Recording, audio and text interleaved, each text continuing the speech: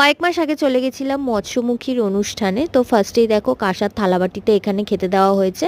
আর কাঁসার থালার ওপরে দেখি কলা পাতা নয় পদ্ম পাতায় খেতে দিয়েছিল, তারপরে নুন লেবু দিয়ে দিয়েছিল, আর তারপরে ছিল ভাত, গরম ঘি, আর এটা কিন্তু পোস্তর বড়া ছিল। তো অসাধারণ লেগেছিল বড়াটা, পেঁয়াজ টিয়াজ দিয়ে করেছিল।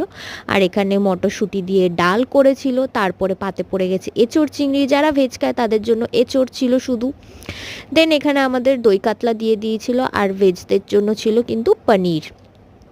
তো মাছটা খুব ফ্রেশ ছিল। তারপরে পাতে পড়ে গেছে ভেটকি পাতুরি, আর এটাও কিন্তু কলা পাতাতে নয়, এটা কিন্তু লাউ পাতাতে পাতুরিটা করা হয়েছে, মানে পাতাটাও খাওয়া যেত, বাট আমি মাছটা খেয়েছি।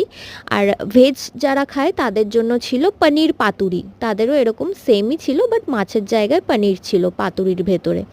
তারপরে লাস্টে ছিল আমের চাটনি আর পাঁপড়, এটা তো ম্যান্ডেটরি। আর এখানে ছিল কিন্তু বেশ বড় সাইজের রসগোল্লা আর মিষ্টি দই।